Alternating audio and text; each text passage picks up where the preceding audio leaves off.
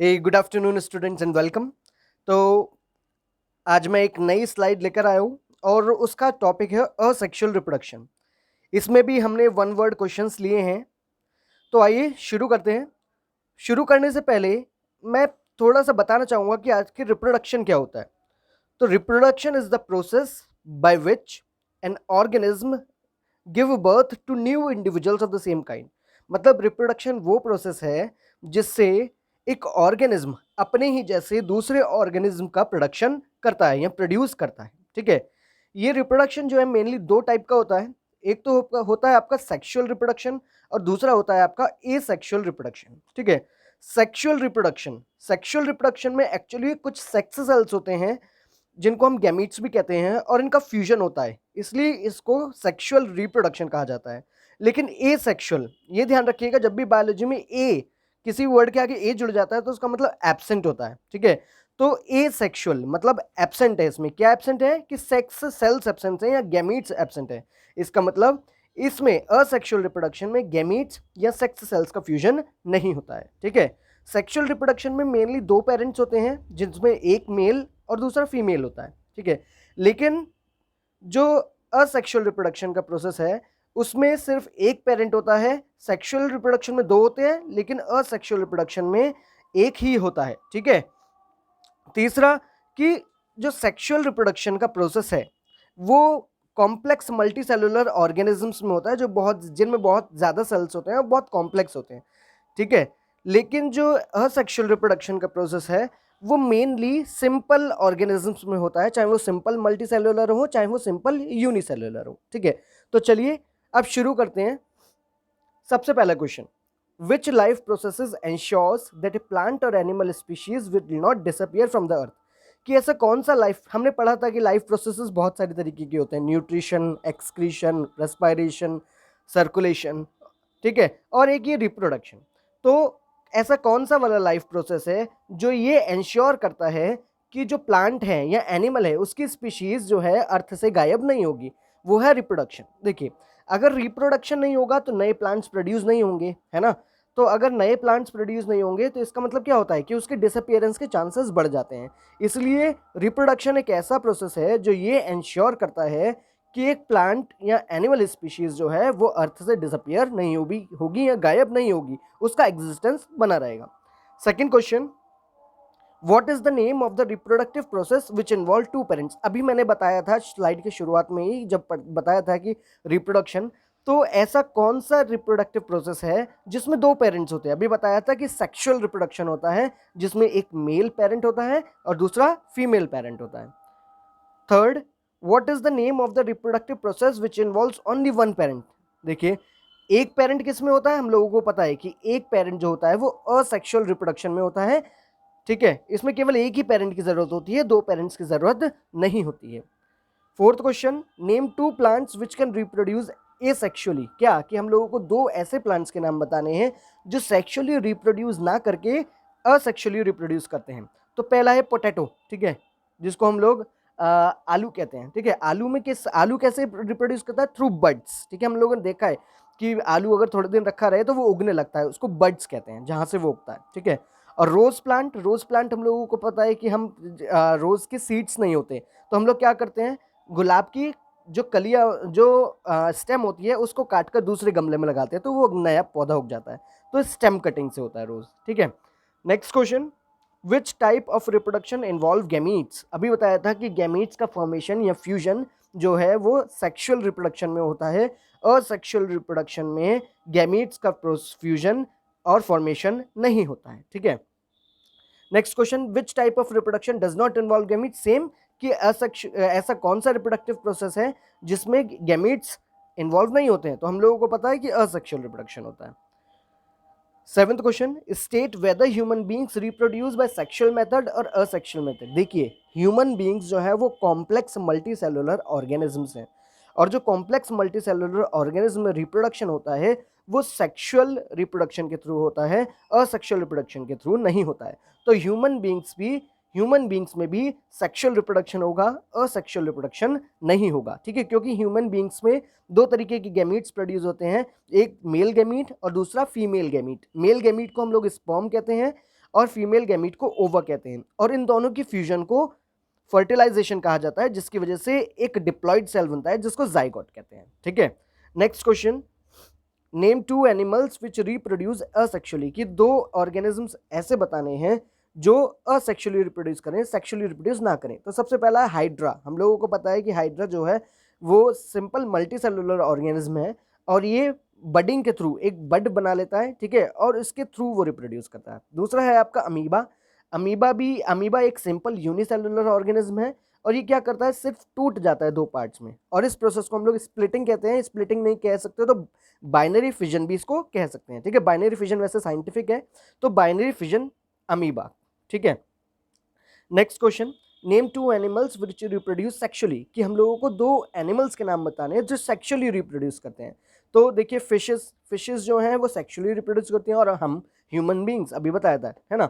Next question, name one organism which reproduce by spore formation. देखिए कुछ organisms क्या करते हैं कि वहाँ पर जर्मिनेट करते हैं, एक स्पोर केस बना लेते हैं, और उस स्पोर केस में एक सीड की तरह होता है, स्पोर्स होते हैं जो कि सीड की तरह होते हैं प्लांट्स के। ठीक है, जब ये स्पोर केस फटता है तो वो स्पोर्स जो है हवा में रिलीज हो जाते हैं।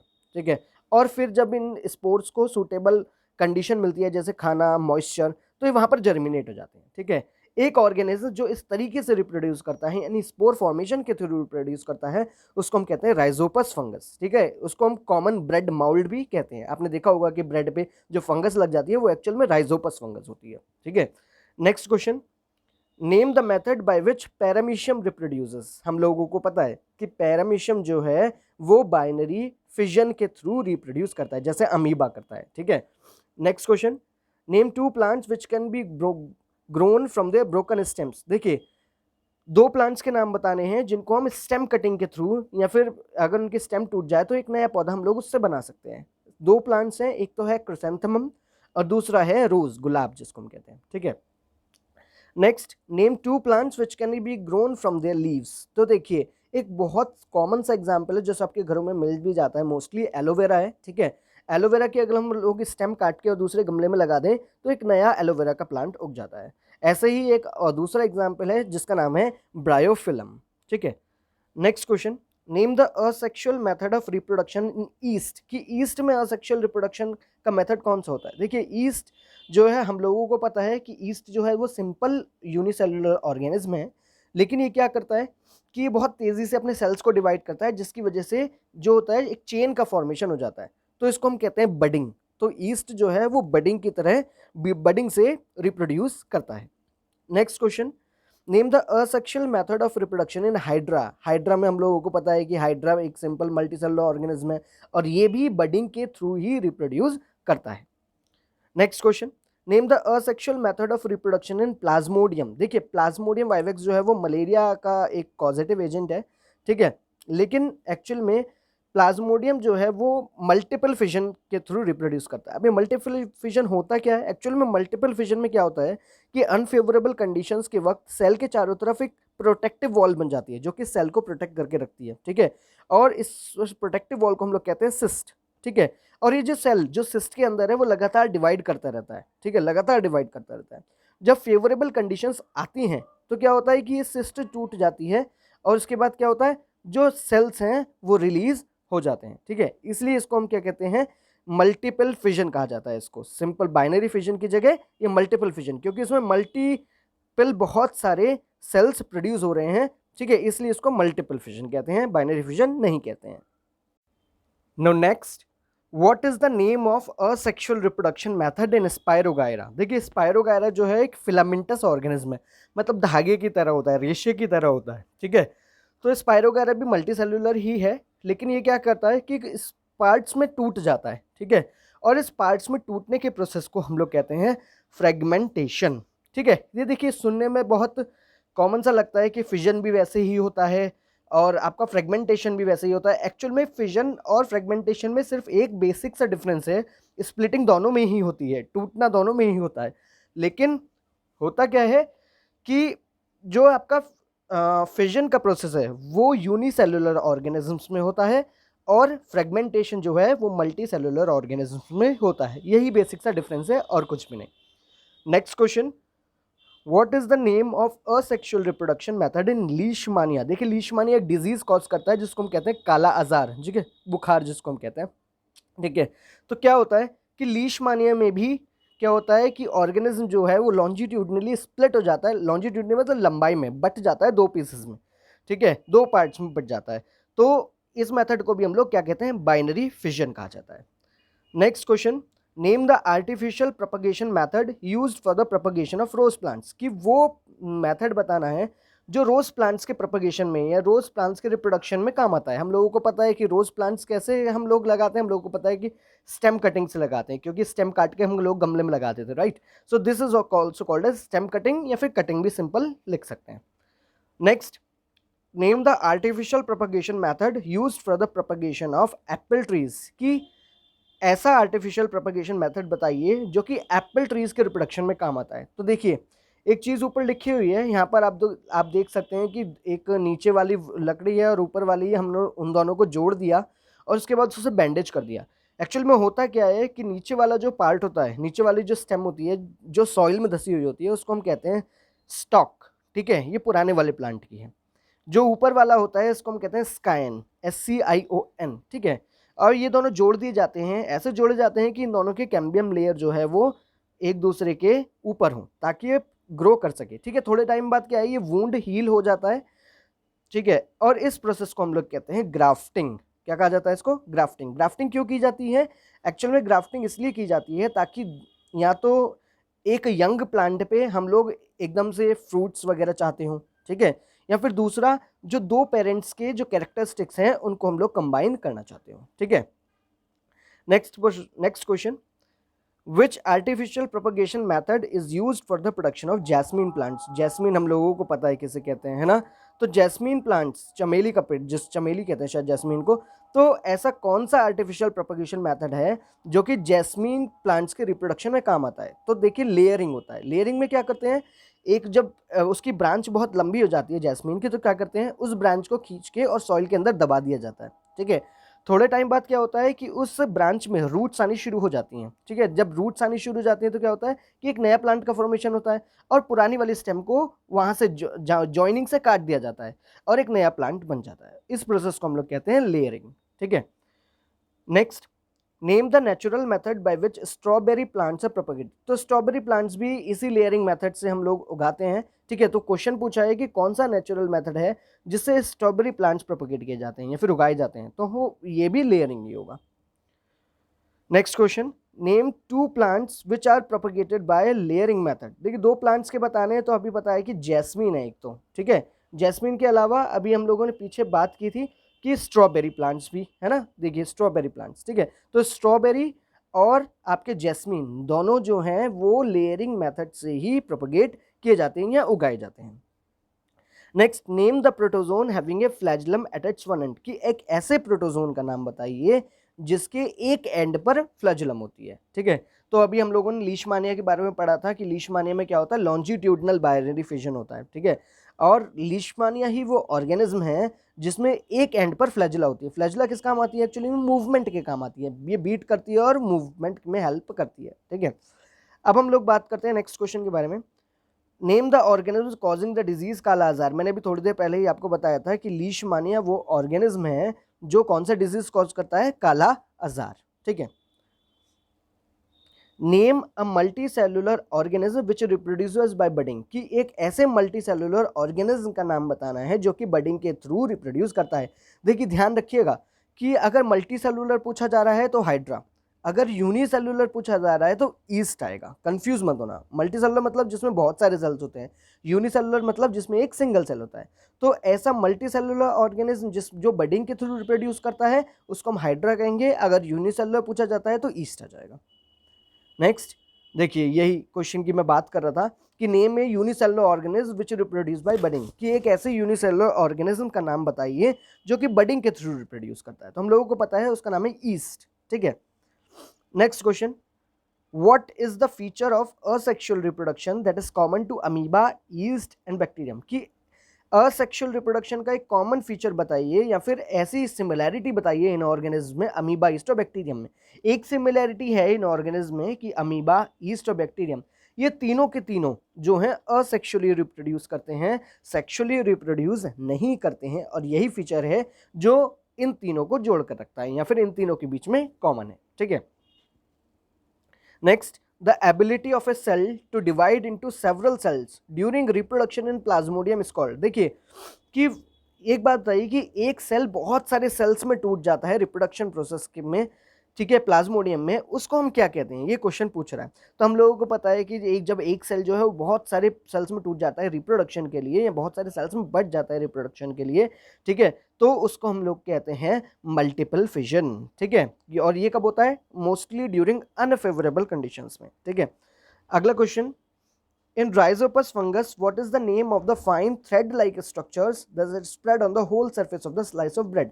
क्या कि ये पूछ रहा है कि राइजोपस फंगस में उन धागे की तरह जो स्ट्रक्चर्स होते हैं जो पूरी ब्रेड पर फैल जाते हैं, उन धागे की तरह स्ट्रक्चर का नाम क्या है। ठीक है, तो आपको देखिए राइजोपस फंगस में जो धागे की तरह स्ट्रक्चर्स होते हैं वो स्टेम की तरह के हम लोग कह सकते हैं कंपैरेटिवली, वैसे तो कोई कंपैरिजन है नहीं, ठीक है, लेकिन जो धागे की जो तरह स्ट्रक्चर होते हैं जो पूरी ब्रेड पर फैल जाते हैं उनको हम कहते हैं हाइफी। ठीक है, हाइफी। तो ये क्या है, these are the thread like tubes जो कि फंगस की पूरी बॉडी का फॉर्मेशन करती हैं। एक धागे की तरह स्ट्रक्चर है जो कि पूरी फंगस की बॉडी को बनाती हैं। ठीक है, अब नेक्स्ट क्वेश्चन के बारे में बात करेंगे, which existing organs of the old plants are involved in the formation of new plants in vegetative propagation। कि कौन से ऑर्गन्स हैं पुराने प्लांट्स के जो कि नए प्लांट्स के फॉर्मेशन में काम आते हैं वेजिटेटिव प्रोपगेशन में। ठीक है, तो वेजिटेटिव प्रोपगेशन मेथड जो है सिर्फ और सिर्फ प्लांट्स में होता है, और ये रूट्स हो सकती हैं कि किसी पुराने पेड़ की रूट्स रह गई और उससे नया पेड़ हो गया। ठीक है, स्टेम्स हो सकते हैं, जैसे हम लोग रोज़ के बारे में बात करते हैं कि पुराने पेड़ की हम लोग ने स्टेम काटी और लगा दिया और नया पेड़ हो गया, या फिर उसकी लीव्स भी हो सकती हैं, जैसे हम लोगों ने पढ़ा था ब्रायोफिलम और क्रिसैंथेमम के बारे में। ठीक है, जो कि प्रोपगेट लीव्स से करते हैं। तो ये तीन हो सकते हैं, रूट्स, स्टेम्स और लीव्स। ठीक है, next, name the two organisms which can regenerate fully from their cut body parts. क्या कि ऐसे दो ऑर्गेनिजम्स के नाम बताइए जो कि अगर उनका बॉडी पार्ट कोई कट जाए तो पूरी बॉडी वो उससे बना लेते हैं। देखिए दो ऑर्गेनिजम्स ऐसे जो अगर उनका एक कोई बॉडी पार्ट कट गया है तो उससे वो पूरे के पूरे ऑर्गेनिज्म का फॉर्मेशन कर सकते हैं, वो है आपका एक तो प्लेनेरिया। ठीक है, प्लेनेरिया एक्चुअली में एक एक्वाटिक ऑर्गेनिज्म है, फ्रेश वाटर में पाया जाता है। ठीक है, मतलब पानी में रहने वाला है, फ्रेश वाटर में पाया जाता है, और ये सिंपल जो है वो मल्टी सेलुलर है। क्या होता है जब इसका एक्सीडेंटली ये कट जाता है तो क्या होता है कि हर पार्ट जो है वो पूरा का पूरा ऑर्गेनिज्म का फॉर्मेशन कर लेता है। ऐसा ही केस स्टारफिश में भी होता है कि अगर एक आर्म कोई कट गया तो दोबारा से वो आर्म पूरा उग जाता है। ठीक है, समझ आएगा। Next, name the two types of organism which produce colonies by the process of budding. देखिए अब यहाँ पर एक क्वेश्चन ये पूछ लिया कि दो ऑर्गेनिजम्स के नाम बताइए जो कि कॉलोनीज बनाते हैं बर्डिंग प्रोसेस से। तो देखिए एक हाइड्रा है, हाइड्रा हम लोगों को पता है मल्टी सेलुलर है, और ईस्ट है जो कि यूनिसेलुलर है, लेकिन इन्होंने यहाँ पे ना तो मल्टी सेलुलर मैंशन किया है ना ही यूनिसेलुलर मेंशन किया है। इन्होंने सिर्फ ये मेंशन किया है कि कौन सा ऐसा ऑर्गेनिज्म है जो कॉलोनीज बनाता है बडिंग प्रोसेस से। ठीक है, तो इसका आ जाएगा हाइड्रा एंड ईस्ट।